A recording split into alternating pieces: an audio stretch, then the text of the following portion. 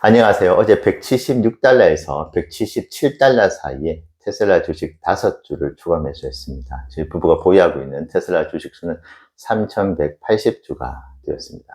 자, 오늘은 생각보다 150달러가 인도량과 실적 발표 결과가 나쁘더라도 쉽게 무너지지 않을 이유, 그러니까 150달러가 생각보다 무너지지 않을 이유에 대해서 45개월 동안 투자를 하면서 겪었던 경험을 철저하게 바탕을 두고 오늘 말씀을 한번 드려보겠습니다. 아마 이런 이야기가 있었나, 이런 생각도 충분히 해볼 수 있구나라는 생각의 지평을 넓히시는데 아마 조금이나마 도움이 되실 것 같습니다. 먼저 이 말씀을 꼭 드려야 될 것 같아요. 저희 부부 이제 45개월 투자를 하고 있는데 이제 불과 100일 정도가 지나면은 4년이 됩니다. 제가 여러 영상에서 40에서 50년 동안의 테슬라 투자를 해보겠다는 목표를 가지고 있다고 말씀드렸죠. 그래서 야 40년 웃기는 소리 하고 있네, 그렇게 말씀을 많이 하시는 것 같아요. 말도 안 되는 소리 하고 있네. 그런데 이 예를 비유를 좀 드리면 인정, 충분히 가능할 것 같아, 그러실 것 같은데 4년 동안 단 하루도 쉬지 않고 흡연을 하신 분들 계실 것 같습니다. 그분들께서 내가 과연 앞으로 남은 36년, 그래서 40년을 채워서 흡연을 계속 할 수 있을까 생각하면 이거 가능할 것 같죠. 왜냐, 이 담배를 끊는다는 게 정말 어려운 일이기 때문에 40년 내 담배 필 수 있지, 이렇게 생각을 하실 것 같아요. 물론 이게 적절한 예인지는 모르겠는데 좀 확실하게 저희 부부의 이 40년 투자가 이 친구들 이거 가능할 것 같은데, 진짜 그 예를 떠올려 보니까. 왜냐하면 거의 4년에 가까운 시간 동안 한 주도 팔지 않고 모아가고 있는 그 투자자로서의 삶을 살아가고 있다 보니까 정말 4년 가까운 기간 동안 매도를 하지 않았으면 정말 앞으로 남은 36년도 매도를 하지 않을 수 있겠구나 생각을 좀 하시는 데 도움이 되라고 제가 그 예시를 좀 들어봤고요. 제가 오늘 이 이야기를 들려드리는 이유가 있습니다. 워낙 긴 호흡으로 조금은 일반적이지 않는 생각으로 투자를 하고 있는 것이겠죠.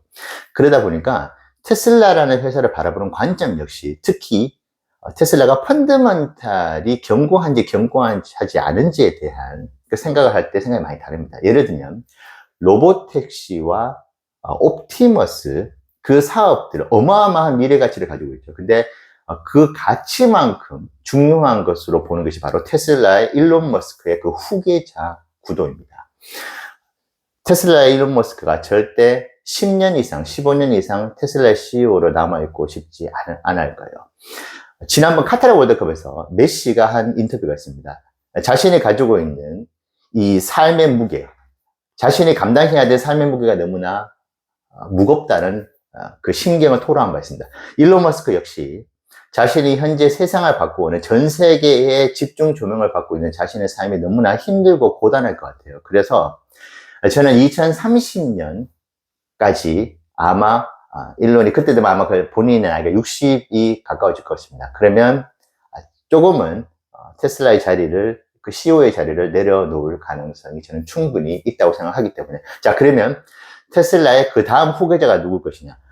옵티머스 사업, 로보택시 사업 없어도 됩니다. 지금 가지고 있는 전기차 매출, 그 다음에 FSD, 에너지 사업, 보험 사업 등등, 이 정도 사업만으로도 제가 꿈꾸는 매출이나 수익, 그리고 주가 상승을 기대할 수 있다고 생각합니다. 하지만 일론 머스크의 후계자가 나타났을 때 그 후계자가 회사를 풍비박산 낼 수도 있는 거죠. 회사를 초토화하게 만들 수도 있는 것입니다. 정말 영화와 같은 이야기, 영화들이 많은 부분 신화를 바탕으로 한다고 봤었을 때는 일어나지 말라는 법이 없는 것이죠. 자, 그렇기 때문에 테슬라의 후계자 구도를 엄청나게 관심 있게 지켜보고 있고, 한 번씩 자료들을 찾아봅니다. 혹시 후계자 관련된 이야기가 나오는지.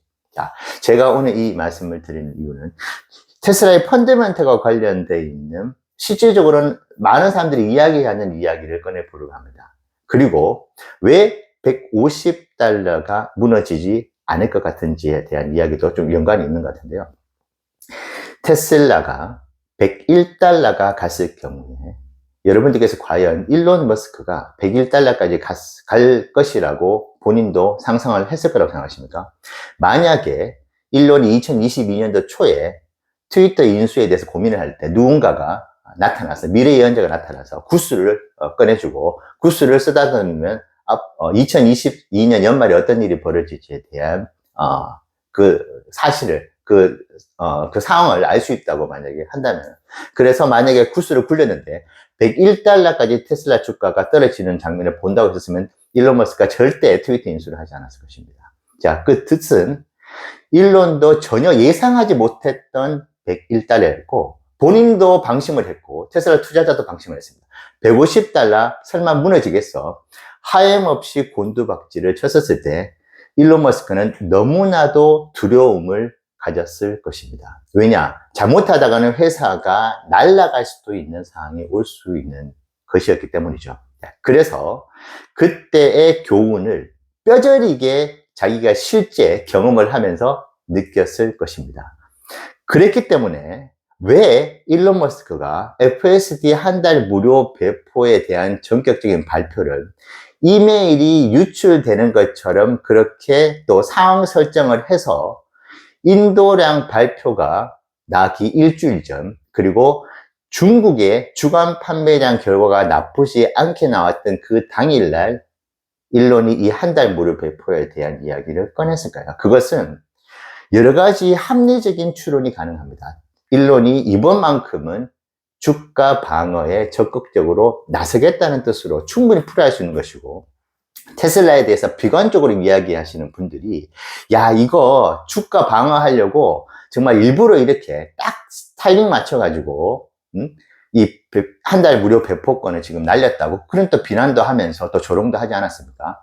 근데 그들의 말에 저는 일부 공감을 할 수밖에 없는 것이, 타이밍이 정말 주가를 방어하기 위한 목적이 아니고서는 인도량 발표 일주일 전에 이렇게 발표를 할 일은 사실 없다고 보는 것이고, 그것은 제가 이것도 추측이지만 이번 인도량 발표 결과가 그렇게 좋지 못하고 실적 발표 역시도 좋지 못할 것이라는 것을 이미 일론이 데이터를 다 봤을 거라고 봅니다. 자, 그렇다고 한다면 주가가 떨어지는 것을 바라봐야 되는데 2022년 연말에 그 기억을 일론이 가지고 있는 것이고, 절대 본인은 예상하지 못했고 방심했었던 그때의 그 상황, 그때의 그 공포를 본인은 다시는 경험하지 않으려고 할 것입니다. 자, 그리고 제가 오늘 드리고 싶은 이 핵심 이야기는 바로 여기에 있습니다.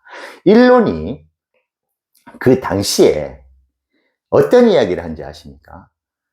일론이 만약에 지금 주가가 이렇게 떨어지고 있는 상황에서 테슬라에 대한 적대적인 세력이 힘을 합세해서 자신보다 더 높은 테슬라의 지분을 소유하는 순간 자신의 경영권을 뺏긴다고 했습니다. 지금 이제 일론 머스크가 세계 부자 자리 1위 자리를 내놓았죠. 2024년 지금 1월, 그러니까 2월 기준으로 전 세계 1위 부자는 2110억 달러를 가지고 있는 루이비통을 보유하고 있는 그 회장이 세계 부자 1위인데 2110억 달러입니다.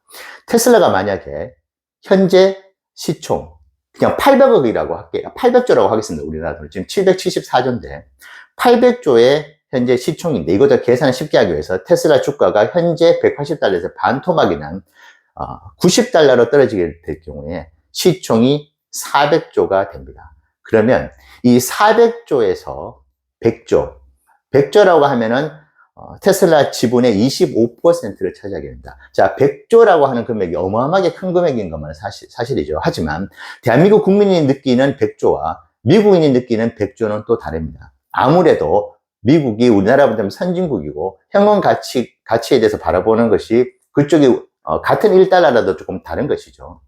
자, 그렇다면은 미국 달러로 774억 달러가 있으면 테슬라 25%의 지분을 얻게 됩니다. 자, 아까 세계 1위 부자 말씀드렸죠.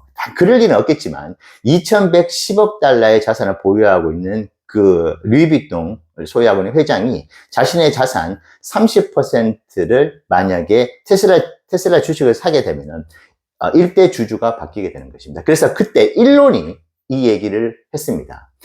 테슬라에 대해서 적대적인 세력들이 힘을 합쳐서 만약에 테슬라의 지분을 자신보다 더 많이 확보를 할 경우에 나는 경영권을 잃게 된다.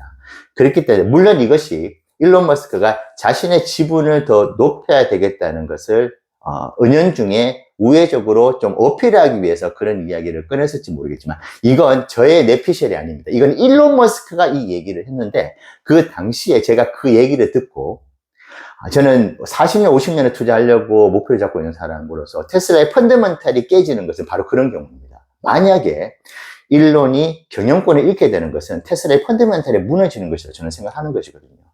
그렇기 때문에 제가 그때 그 일론 머스크가 했었던 이야기를 듣고 제가 거의 하루 동안 과연 정말 그런 세력이 나타나면 어떻게 되는 것일까? 그래서 일론 머스크가 현재 시총을 계산하고 있을 겁니다. 현재 시총 약 800조에서 만약 이것이 반토막이 나면 400조가 되는데 그때는 100조라는 현금을 들고 테슬라의 경영권을 위협할 조직들이, 적대 세력들이 충분히 나올 수 있다는 계산을 하는 것이고 물론 지금 800조에서도 그런 세력이 나타날 수 있겠지만 200조라는 금액과 100조라는 금액은 모으기가 조금은 온도차가 있을 것이라고 생각합니다. 그래서 일론이 그때의 정말 공포스러웠던 그 기업, 그때 만약에 적대 세력들이 지분을 대거 획득을 했었다면 경영권이 위태로워졌었던 그 상황을 다시는 반복하지 않으려는 그 경험을 가지고 있고 그런 생각을 하고 있기 때문에 얼마 전에 이틀인가 3일 전에 한 달 무료 배포권을 실적 발표, 인도량 발표 전에 꺼내 놓았을 가능성이 충분히 합리적으로 생각해 볼 수 있는 추론입니다. 그래서 앞으로 이제 다음 주 인도량 발표가 있고 실적 발표가 있는 기간 동안에 현재 매수 전략을 세우시는 분들께서 제 이야기가 보기 좋게 틀릴 수 있겠지만은 이런 측면에서 일론이 움직일 수 있다. 그리고 지금 얼마 전에 말씀드렸던 이연 수익이 있지 않습니까? 이연 수익이 정말 천차만별입니다. 기관에 따라서 발표를 하는 것이 1조 2천억 원의 이연 수익이 있다. 이 이연 수익은 일론 머스크가 마음만 먹으면 이번 1, 4분기 때도 전부 다 매출로 다 수익으로 전부 다 집어넣을 수 있는 그 수익입니다.